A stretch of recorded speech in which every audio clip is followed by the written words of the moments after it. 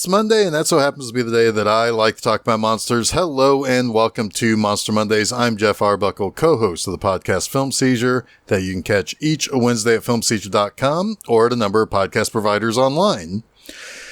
Well, the summer's here, and that means life gets busier, the days go longer, the heat cranks up, and so does the AC. Now, due to the whole thing I said there about life getting busier, I've decided to do something a little bit different for the next couple of months worth of episodes of Monster Mondays, dear listeners. And instead of doing a brief hiatus while I kind of deal with some other stuff that I'm working on as well, I wanted to keep the show going. However, in order to still be able to put out episodes each week, I've decided to plop myself down on the couch, turn on the old boob tube, and spend the next 9 episodes doing TV shows. And the first 4 weeks, starting today, I'll be catching up on shows I've done before. Then on the back side of that, the last 5 episodes, I'll be looking at a couple of new television series that I haven't talked about before. So here goes. And what better place to start than for us to head to Chicago for our old buddy Carl Kolchak, the Night Stalker. And we're picking right up with the 6th episode of Kolchak the Night Stalker, which is titled Firefall. Now, what we've got here is our favorite intrepid reporter going to battle with a creature that is both a concept applied to people who just simply resemble one another, but also a more recent paranormal concept. So let's get into the episode right from here. The episode picks up with Carl Kolchak narrating and waxing nostalgic about penny arcades. And this sets the stage for what Kolchak says is one of the most terrifying experiences of his life. In a seedy penny arcade where all sorts of unsavory things go down, a member of a gang is assassinated. But that's not really the true start to the story. No, during the funeral procession, a renowned symphony conductor is irritated by the delay the procession is causing him. You see, the conductor is quite addicted to punctuality, or so says Kolchak. He tells his driver to basically cut the procession off and speed on their way. Elsewhere, one of the master musicians of the Great Lakes Orchestra, where that world-famous conductor operates, is taking his typical pre-concert nap when he is suddenly burnt to a crisp. An eyewitness says she saw a man leave the apartment of that musician, and that person she saw was Ryder Bond, the very same world-famous conductor that we saw previously basically cut through that funeral procession. Now, Kolchak tracks down the conductor at the symphony and questions him. And when Kolchak tells him of the death of the musician, Bond has no idea what Kolchak is even talking about. And on top of that, the stage manager says he gave him an urgent phone message, likely informing him about the death of that musician. But that's something Bond has no knowledge of either. So between Ryder Bond saying that he was not at the musician's apartment that day and claiming to have never received a message from the stage manager, Kolchak is starting to chomp at the bit a bit to investigate a little bit further. Later, a woman by the name of Felicia, an associate of sorts of Ryder Bond, is swimming in her rooftop swimming pool at her apartment when she sees a ghostly image of Bond. Soon, she too goes up in flames and becomes a charred victim. A witness who arrived at the pool just after she burnt up says that she saw the kind of like the flash of someone else on the roof right next to where Felicia was found, but it was just like something out of the corner of her eye. So Kolchak asks, about the man's appearance that the witness saw and describes Bond perfectly. And the woman says it was someone matching that description, but also says there's no way he could have left the roof based on where she thought she saw him or where you enter and exit the pool. And Kolchak goes to speak to an arson expert, who's played by David Doyle, who was the original Bosley on Charlie's Angels, by the way. But he says that there is a chemical that could potentially burn up a body and whatever the body was touching, but not really create a fire to burn up everything else around the body and the furniture in the room itself. But it would be some military grade stuff and not something any normal person could potentially possess. So Kolchak wants to go and talk to Bond, but he sees him ride off with the CEO of the Great Lakes Orchestra, and he follows, but by the time he catches up to them, he sees the CEO's car is burnt out and cops are extinguishing fires. The chief is burnt up, but Ryder Bond is nowhere to be found, except Kolchak does find him rehearsing with the orchestra, as if he never left the orchestra to begin with. Later, when Kolchak goes to speak to Bond, he's let in by the conductor in his apartment, but when Kolchak isn't looking, Bond disappears, and soon Kolchak is locked in the guy's bedroom with the room lit aflame around him. Now, once Kolchak is able to get out of that, he soon learns that what he very likely saw is what's called a doppelganger. A doppelganger is kind of an old folklore creature of sorts. But for most of history, doppelgangers were never really supernatural. It was just a concept to name the idea of seeing two people who resemble each other pretty closely. It was really English speakers who turned the concept into what we see now as a supernatural, possibly demonic idea today. The more English term originally was simply called a fetch, but fetch or doppelganger, either way, it's the same paranormal concept. So what this is a spirit double. As described in this episode, it's a spirit that is envious of someone else, so it impersonates that person and eventually plans to possess the person's body and soul to take that person's place. Those who are deemed as threats are basically burned up by way of spontaneous combustion. And we'll come back around to these concepts a little bit later. Now, Kolchak goes to tell Bond what he learned. Knowing that Kolchak is assisting Bond, the doppelganger's ghost form starts messing with the both of them.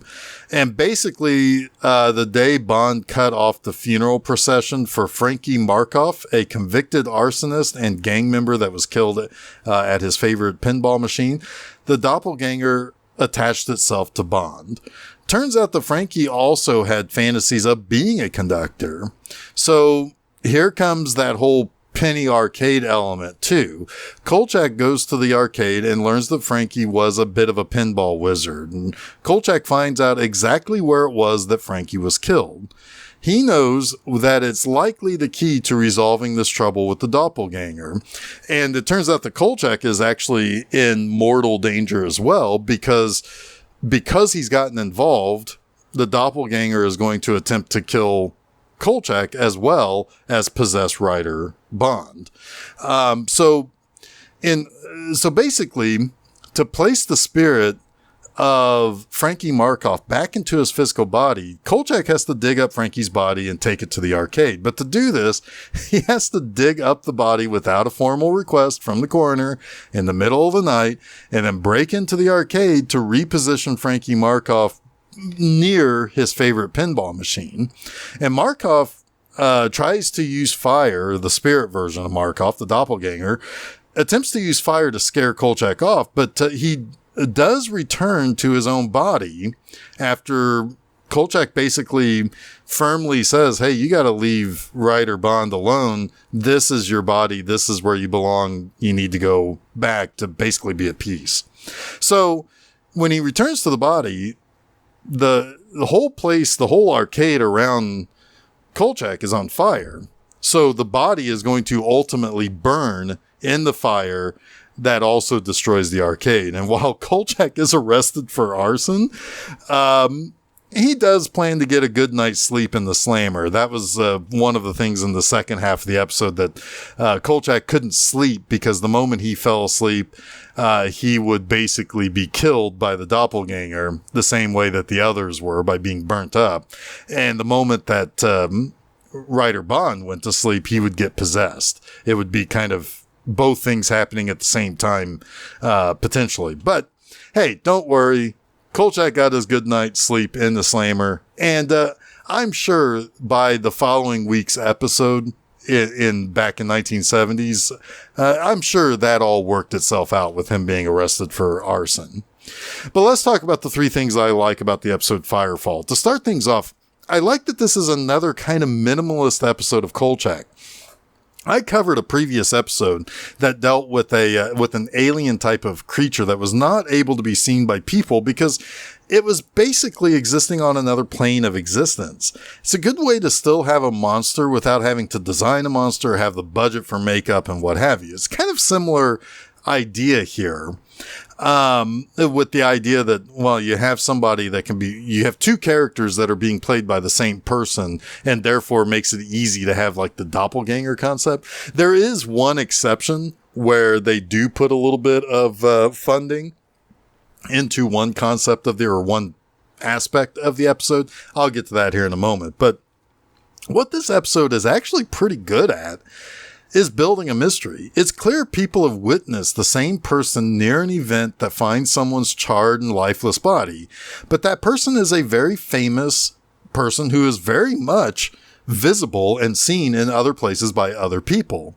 It takes quite some time before the real supernatural element comes into the episode to fully flesh out.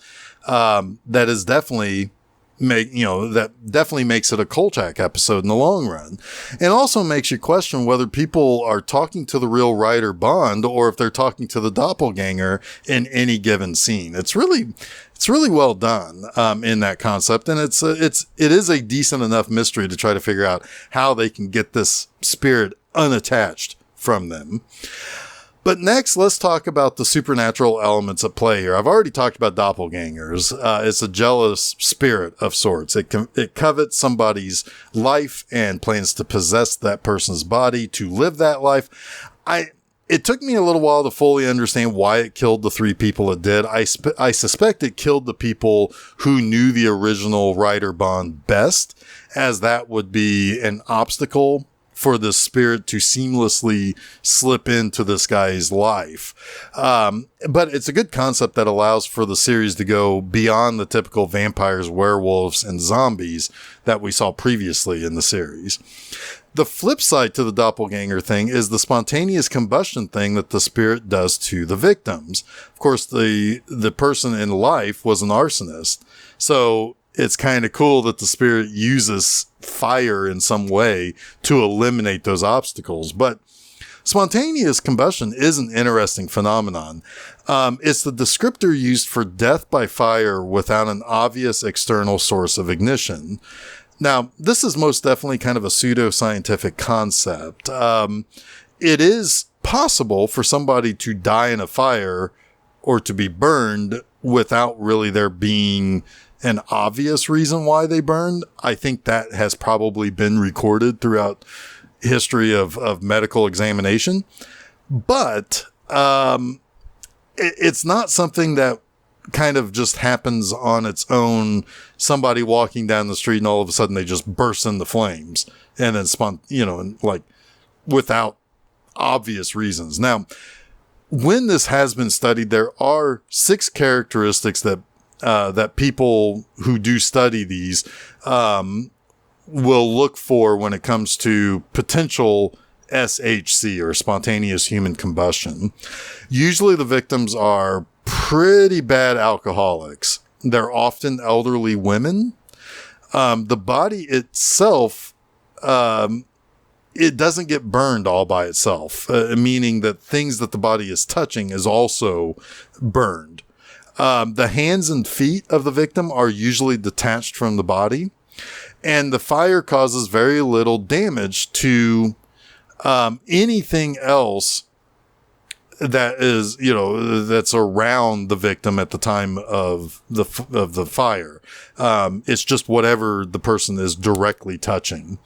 But it also leaves behind a quite smelly, greasy residue of ash. It's kind of a fascinating concept that gets a little bit of study, but is still pretty much shrouded by skepticism. But that makes it perfect for Kolchak. Thirdly, speaking of the spontaneous combustion thing, there is one thing that I will say is a design choice made that is the exception that I previously mentioned in my first like for this episode. The charred victims are fairly gnarly for mid-70s primetime television. Granted, we only see the charred remains of someone for just a second before it cuts away, but we definitely see a fairly gnarly charred black corpse. So good for Kolchak to add a little visual horror at times when there's something a little more lighthearted going on around it. The first time that we see somebody get burned up like that was during the episode's early narration from Darren McGavin. The second time we're kind of led to admire the lovely French girlfriend of Ryder Bond. But then, kaboom! Charred human. It's good to have a little visual grotesquerie mixed in with your, more kind of fun Kolchak stuff. But that wraps up this week's Monster Mondays. You can catch new episodes of Monster Mondays each Monday at filmseizure.com. Don't forget to follow Film Seizure at Facebook, Threads, Instagram, and Blue Sky. You can also subscribe to Film Seizure to get both the Film Seizure podcast and Monster Mondays at your favorite podcast providers, as well as YouTube. You can also check out my website, bmovieenema.com, to read new articles every Friday morning. Next time, we return to Tales from the Dark Side with a trio of episodes that often make best of lists for the series. So until next week, stay spooky.